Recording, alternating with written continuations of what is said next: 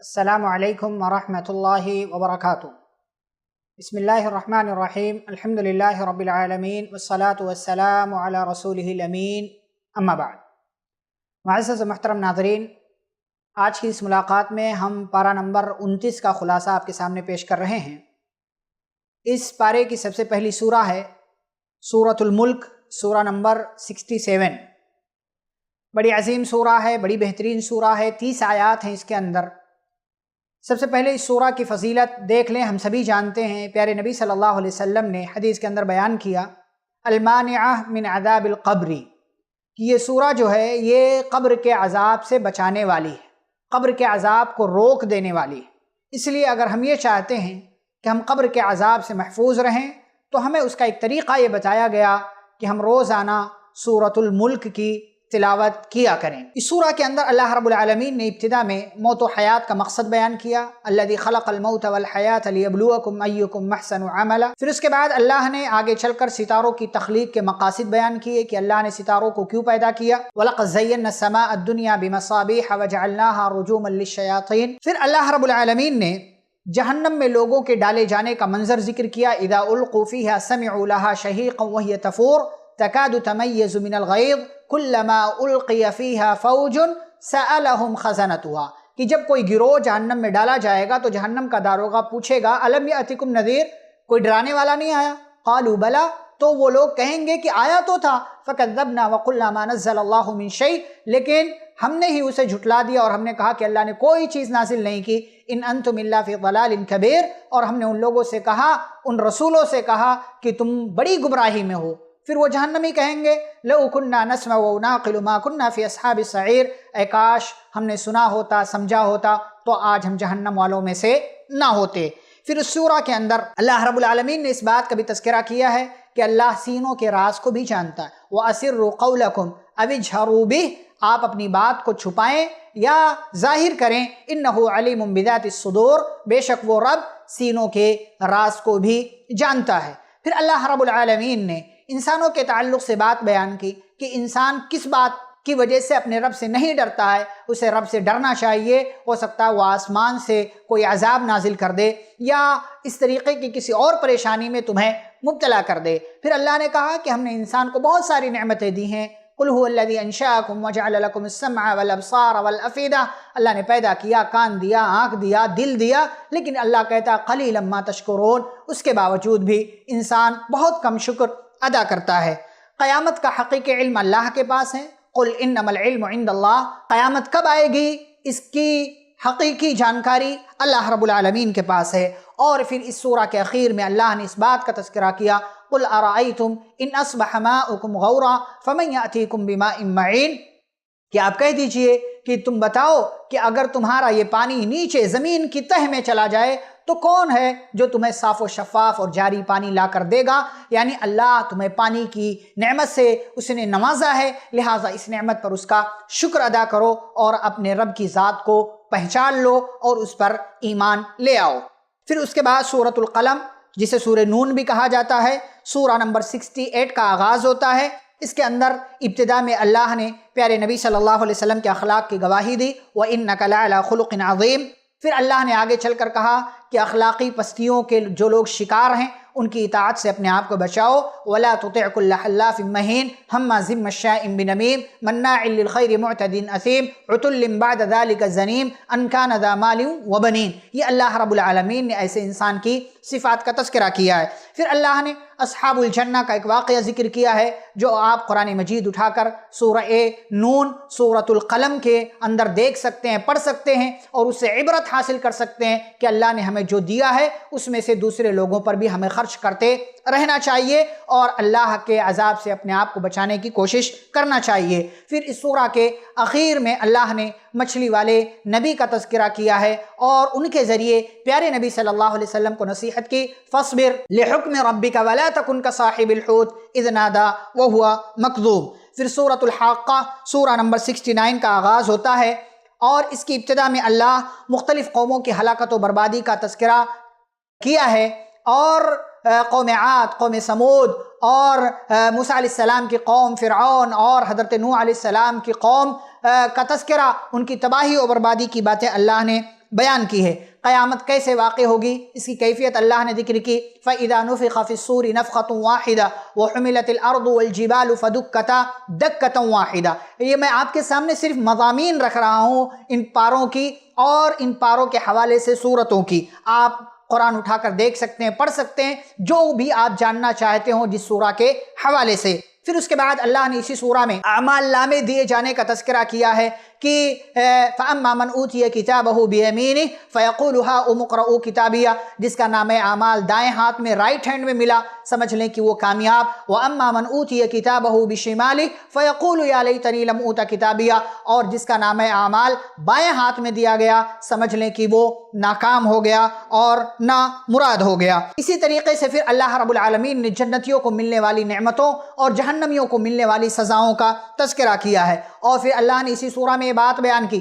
کہ قرآن اللہ کا کلام ہے، اس بارے میں کسی کو کوئی شک و شبہ نہیں ہے، نبی صلی اللہ علیہ وسلم نے اسے اپنی طرف سے نہیں بنایا ہے۔ فَسَبِّحْ بِاسْمِ رَبِّكَ الْعَظِيمِ، لہذا آپ کو اپنے عظیم رب کے نام کی تسبیح بیان کرنا چاہیے۔ پھر اس کے بعد سورہ نمبر 70 سورۃ المعارج کا آغاز ہوتا ہے، اور اس کے اندر ابتدا میں اللہ نے 50,000 سال کے برابر جو دن ہوگا اس کا تذکرہ کیا۔ قیامت کے دن مختلف چیزوں کی حالت کیا ہوگی اللہ نے بیان کیا کہ آسمان کی حالت کیا ہوگی، پہاڑوں کی حالت کیا ہوگی، زمین کی حالت کیا ہوگی، یہ ساری کیفیت اللہ نے بیان کی ہے۔ مجرم کی حسرت کیا ہوگی، مجرم چاہے گا کہ کاش کوئی آئے مجھے بچا لے، بیوی، بھائی، ماں، باپ سب کی طرف دیکھے گا لیکن کوئی اس کو بچانے کے لیے نہیں آئے گا، یہاں تک کہ دوست لوگ بھی اس کو بچانے کے لیے نہیں آئیں گے۔ نیک لوگوں کی کیا صفات ہے اللہ رب العالمین نے اس کا تذکرہ کیا ہے کہ قیامت کے دن کی تصدیق کرتے ہیں، نماز پڑھتے ہیں، شرمگاہ کی حفاظت کرتے ہیں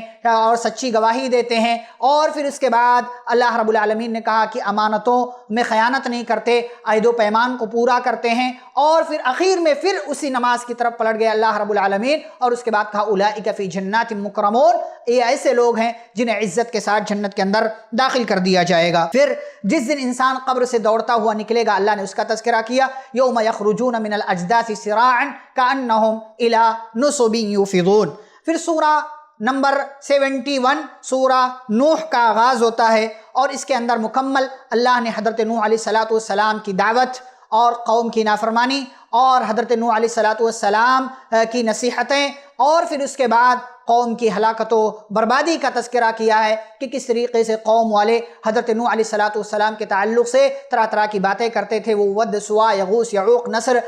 معبودوں کی عبادت کرتے تھے۔ اللہ رب العالمین نے ان ساری چیزوں کا تذکرہ کیا ہے۔ پھر سورہ نمبر 72 سورۃ الجن کا آغاز ہوتا ہے، جنوں نے قرآن سنا پھر ایمان لے آئے۔ جنوں کے تعلق سے اللہ رب العالمین نے مختلف عقائد کا تذکرہ کیا ہے کہ انسان کس کس طریقے سے جنات کے تعلق سے عقیدہ رکھتا ہے کہ جنات غیب جانتے ہیں، یہ کر سکتے ہیں، وہ کر سکتے ہیں، عجیب عجیب باتیں اللہ نے اس کا تذکرہ کیا ہے، اور جنات کی زبانی ہی اللہ نے بتایا ہے۔ اور پھر آگے چل کر اللہ نے کہا وَأَنَّ الْمَسَاجِدَ لِلَّهِ فَلَا تَدْعُوا مَعَ اللَّهِ أَحَدًا، کہ مسجد کس کے لیے بنائی جاتی ہے اور مسجد میں کیا کام ہونا چاہیے یہ اللہ نے بتایا۔ عالم الغیب صرف اللہ ہے، اللہ کے سوا کوئی غیب نہیں جانتا ہے، اس بات کا اللہ رب العالمین نے تذکرہ کیا ہے، اور یہ بھی بتایا اللہ نے اس سورہ کے اخیر میں وَأَحَاطَ بِكُلِّ شَيْءٍ عِلْمًا، کہ اللہ نے علم کے ذریعے ہر چیز کو گھیر رکھا ہے، یعنی کوئی بھی چیز اللہ کے علم کے باہر نہیں ہے۔ سورہ نمبر 73 سورۃ المزمل کا آغاز ہوتا ہے۔ نبی کریم صلی اللہ علیہ وسلم کو قیام اللیل کا اللہ رب العالمین نے حکم دیا، پھر آگے کہا وَرَتِّلِ الْقُرْآنَ تَرْتِیلًا، قرآن کو ٹھہر ٹھہر کر پڑھو، پھر آگے لوگوں کی بری زبان پر صبر کرو، وَاصْبِرْ عَلَىٰ مَا يَقُولُونَ وَاهْجُرْهُمْ هَجْرًا جَمِيلًا، اور پھر اللہ نے اس دن کا تذکرہ کیا جس دن بچے بوڑھے ہو جائیں گے، فَكَيْفَ تَتَّقُونَ إِن كَفَرْتُمْ يَوْمًا يَجْعَلُ الْوِلْدَانَ شِيبًا، اللہ نے اس کا تذکرہ کیا، اور پھر اس سورہ کے آخری آیت میں کہا نماز میں جو آسان لگے وہ پڑھو، فَقْرَؤُوا مَا تَيَسَّرَ مِنَ الْقُرْآنِ، جو یاد ہو، جتنا یاد ہو، جہاں سے یاد ہو آپ نماز میں بلا شبہ پڑھ سکتے ہیں۔ نیکی کرنے کا کیا فائدہ ہوگا، اللہ کے یہاں اس کا کون سا بدلہ ملے گا، وَمَا تُقَدِّمُوا لِأَنفُسِكُم مِّن خَيْرٍ تَجِدُوهُ عِندَ اللَّهِ، جو کچھ کرو گے اللہ کے پاس پاؤ گے، اور کیسے پاؤ گے، هُوَ خَيْرًا وَأَعْظَمَ أَجْرًا، بہتر پاؤ گے اور اجر کے حساب سے بہت عظیم پاؤ گے، لہذا اللہ سے مغفرت طلب کرو، بے شک اللہ بخشنے والا رحم کرنے والا ہے۔ پھر سورہ نمبر 74 کا آغاز ہوتا ہے، سورۃ المدثر، نبی کریم صلی اللہ علیہ وسلم کو دعوت و تبلیغ کا حکم اللہ نے دیا، یا ایھا المدثر قم فانذر وربک فکبر وثیابک فطہر والرجز فہجر ولا تمنن تستکثر ولربک فاصبر۔ ان آیتوں میں اللہ رب العالمین نے پیارے نبی صلی اللہ علیہ وسلم کو دعوت و تبلیغ کا حکم دیا اور اپنے اندر داعی کی کیا صفات ہیں ان کو اپنانے کا حکم دیا۔ آپ اگر دین کی دعوت و تبلیغ کا کام کرتے ہیں، جتنا آپ کے پاس علم ہے، تو آپ کے پاس کون سی صفات ہونا چاہیے، یہ آپ اس سورہ کی ابتدائی آیات میں دیکھ سکتے ہیں۔ پھر اس کے بعد اللہ نے ایک ایسے انسان کا تذکرہ کیا جو سرکش ہے، پھر جہنم کا تذکرہ کیا ہے، اور پھر آگے چل کر اس سورہ کے اخیر میں اللہ نے ایک مکالمہ ذکر کیا ہے جو جنتیوں اور جہنمیوں کے درمیان ہوگا۔ جنتی جہنمی سے پوچھیں گے کہ تم جہنم میں کیوں داخل ہوئے، تو وہ 4 جوابات دیں گے۔ ہم نماز نہیں پڑھتے تھے، ہم مسکینوں کو کھانا نہیں کھلاتے تھے، ہم فالتو باتیں کرنے والوں کے ساتھ بیٹھے رہا کرتے تھے، اور ہم قیامت کے دن کو جھٹلایا کرتے تھے۔ لہٰذا ہمیں ان جرائم سے، ان غلطیوں سے اپنے آپ کو پاک رکھنا چاہیے تاکہ ہم جہنم سے بچ کر اللہ کی بنائی ہوئی جنت میں داخل ہو سکیں۔ پھر سورہ نمبر 75 سورۃ القیامہ کا آغاز ہوتا ہے، اور اس کے اندر اللہ نے ابتدا میں